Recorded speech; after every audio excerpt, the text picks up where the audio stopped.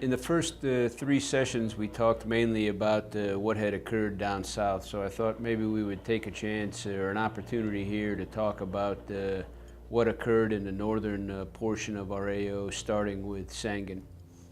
We knew coming in March of 2011 that the enemy was going to try and take Sangin back. We knew we had a tough fight. The Marines had a tough fight with 3-7 and 3-5 in 2010, and we expected the enemy to try and come back and take Sangin with a vengeance in the spring and summer of 2011.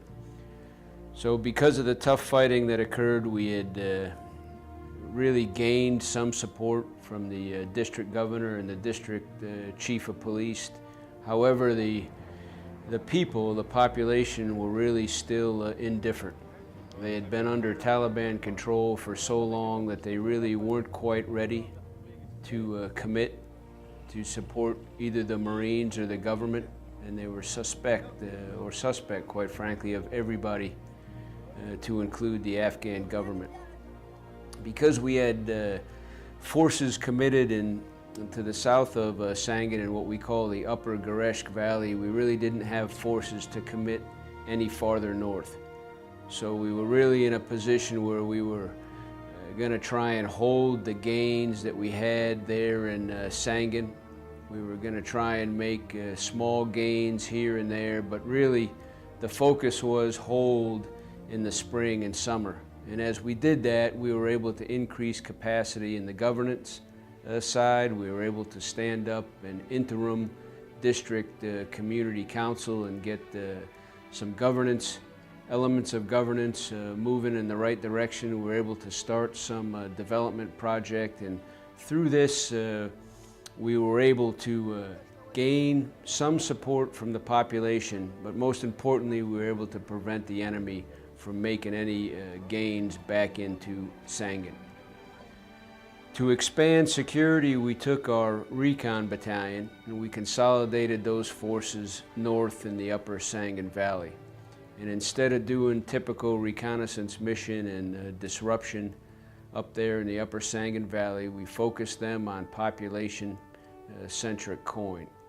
We wanted to push the population, if you will, from neutral and negative to neutral to positive.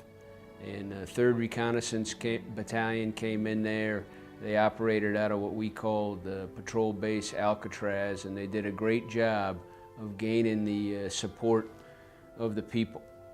We also, at this point, late in the summer, were able to insert some special operations forces, both Marines, Army, and Navy Special Operations Forces, to begin executing the Afghan local police program. We inserted 3 sites up there to start to recruit locals to begin to provide for their own security.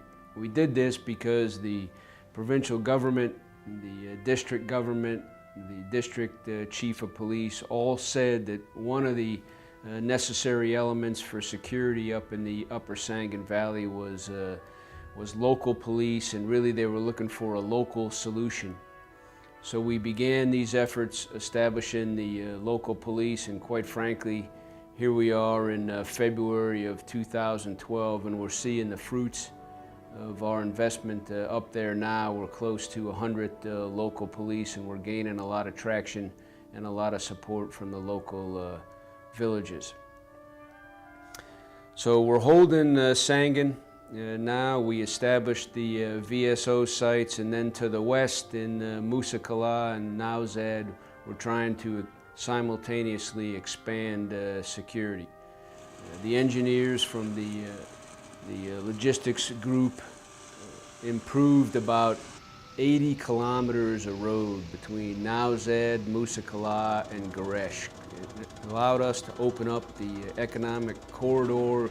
This is what the people were looking for, and this allowed them to move goods between the big bazaars, the economic hub in Gereshk, and Musa Qala and Nowzad. And we saw the bazaars expand dramatically in both Musa Qala and Nowzad over the period of about 90 to 120 days. We saw prices drop, we saw people return, and all of a sudden the people saw a reason, if you will, to side with the government. They saw an opportunity.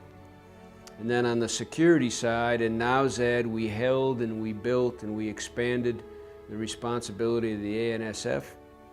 We continued to expand security north and northeast out of Musa Qala, and we maintained pressure on what some called the heart of the insurgency in Kajaki and Zamindavar.